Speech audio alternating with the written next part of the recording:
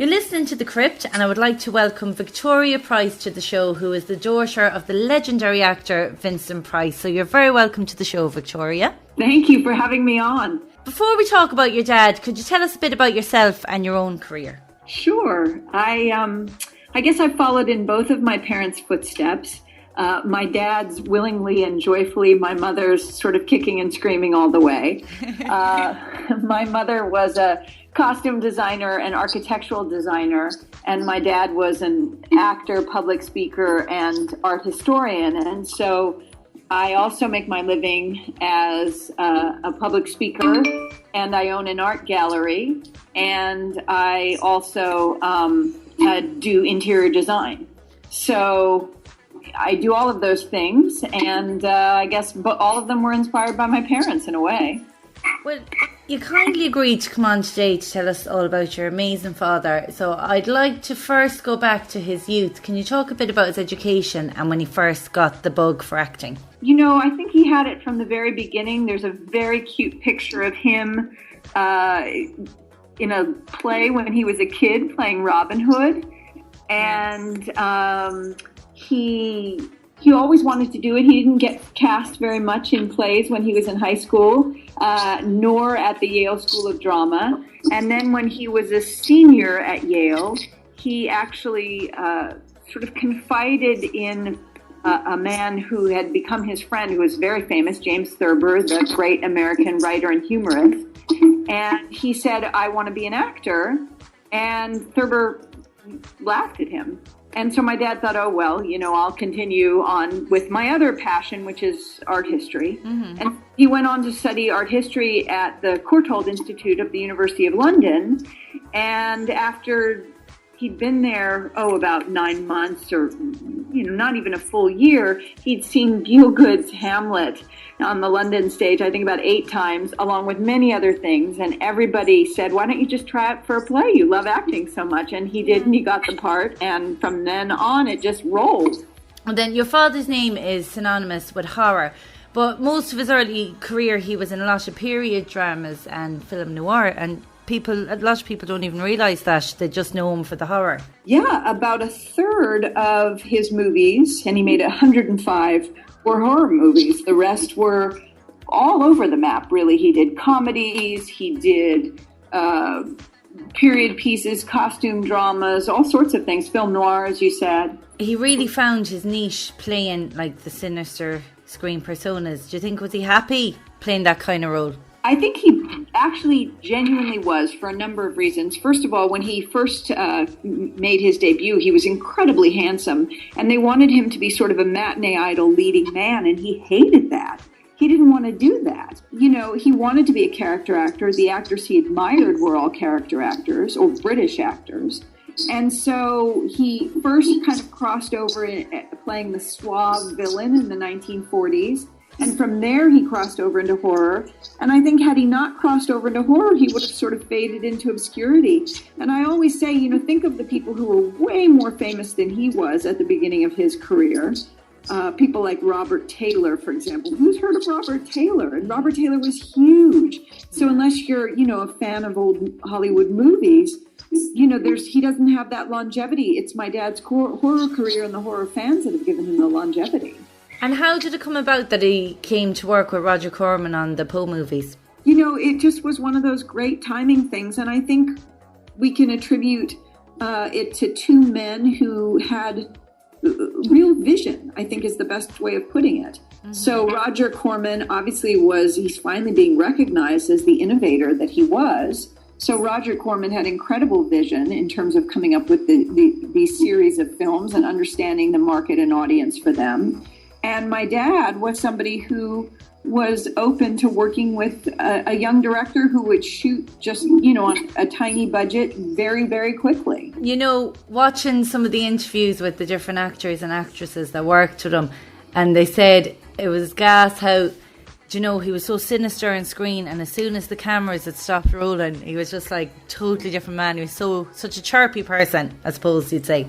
Yes, he had a great sense of humor, and he had, you know, he was just about the least scary person. And he also wrote some books. Yes.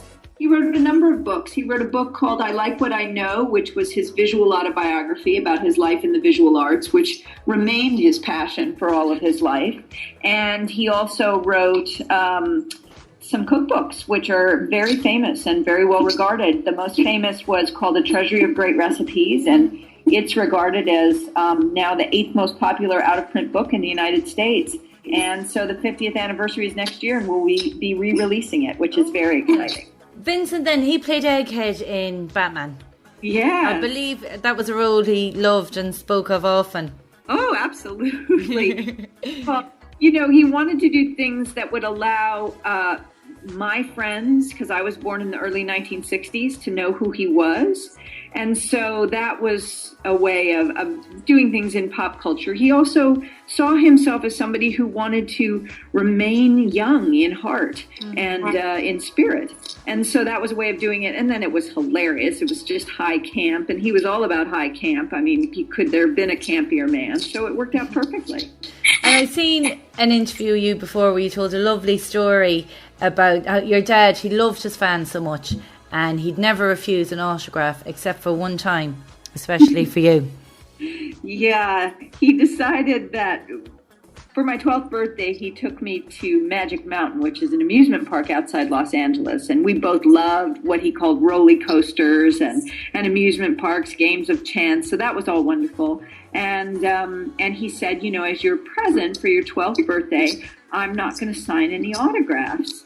Well, this was a man who never said no to anyone, was the nicest man on the planet. So people would come up to him and he'd say, and they'd say, Mr. Price, may I have your autograph? And he'd say, I'm so sorry. It's my daughter's birthday and I promised for her I won't sign any autographs. And, of course, everybody's glaring at me, and just, I got the evil eye about 52 times. So needless to say, did not turn out to be the birthday present. Memorable, yes, but at the time it was a little embarrassing. I knew it was sweet. It just was mortifying.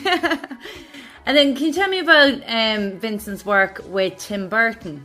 That was a great gift. Tim gave my dad an incredible gift. I mean, for an actor to have the perfect swan song, a part written especially for him that really captured all of him, his humor, his largesse, his sweetness, his ability to speak verse, his whimsy. I mean, how many people get something written like that for them? And on top of that, like Batman and Egghead, it introduced him to a generation that otherwise would not have known him. So, I'm incredibly grateful to Tim for having given my dad that gift at the end of his life. As a kid, I suppose one of the things I most remember is his voice from like Scooby-Doo and Michael Jackson thrillers and all that. And then my dad introduced me to all the movies. But he really has one of the most distinctive voices in the world. You couldn't mistake him. Very true. He always said, oh, don't I sound like, anybody from Missouri? No, he didn't.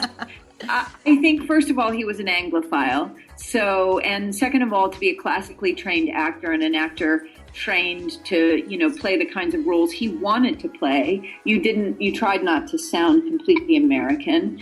And then also when he first came to Hollywood, the dialect coach that he was given to train with and dialogue coach was Ronald Colman's. And he was a big admirer of Ronald Colman. So I think, at some point it became how he spoke. I would love to know what he sounded like in his teens, Mm-hmm. Yeah. In Edward Scissorhands, he was to have a bigger part, but due to health reasons, that was cut down. Mm-hmm. Do you know what the plan would have been if he was well enough? I don't know. I would like to know. I'll have to, at some point, if I ever speak with Tim, I'll have to ask. It would be lovely to know that. Because I think it's such an emotional scene as well when he hands Edward his hands. Mm-hmm. It's very, very touching. I think your dad just had something in his eyes, just the sincerity. It was just such a sweet scene, and it just captured it. It captured the generosity and sweetness of spirit that he had. It truly did. Then how did it come about you writing a daughter's biography? I spent about 9 months with my dad at the end of his life, about 3 days a week. in the afternoons, we would sit on his bed and we would talk about art, and I would tape record him. And that was the book he wanted me to write. But after he died, everybody wanted a biography, and I really didn't want to write a biography. I don't think kids are particularly qualified to write their parents' biographies. But that's what people wanted, and I thought, if I don't do it, then all of that material and all of the importance of art, in his life wouldn't have come through. And so I decided to do it, and what made it a little easier was that he was 51 when I was born. And so, let's imagine that I sort of became cognizant of what life was about at 5 or 6 years old. Yeah. That gave me at least 30 plus years of his career and his life, and 50 plus years of his life that I could look at from the outside. Mm-hmm. And then your family have a website dedicated to your dad, vincentprice.com, and I believe you've just released a Vincent Price wine collection. Yes, we have, which is really fun. My dad was the first spokesman for the California Wine Institute, and that was in the 60s and 70s when nobody wanted California wines. And my dad was very much writing the cookbook, his passion for the visual arts. They were all about making Americans feel that the good things in life didn't just belong to wealthy people or people from Europe or people who could travel to Europe, that everyone had access to them.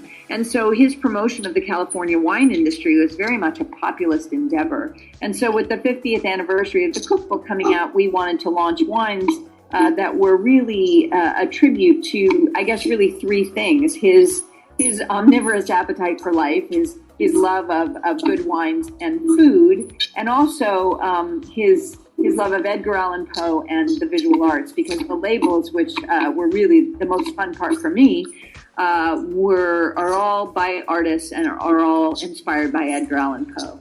Well, Victoria, thank you so much for coming on the show today, and I'm sure your dad's so proud of you to see you carry on his legacy as you have. Oh, thank you so much for having me. And he, as I said, he loved England, he loved Ireland, he loved Europe. The fact that he has fans there who care about him still would mean a tremendous amount to him. Oh. And I just thank you for having me on your show.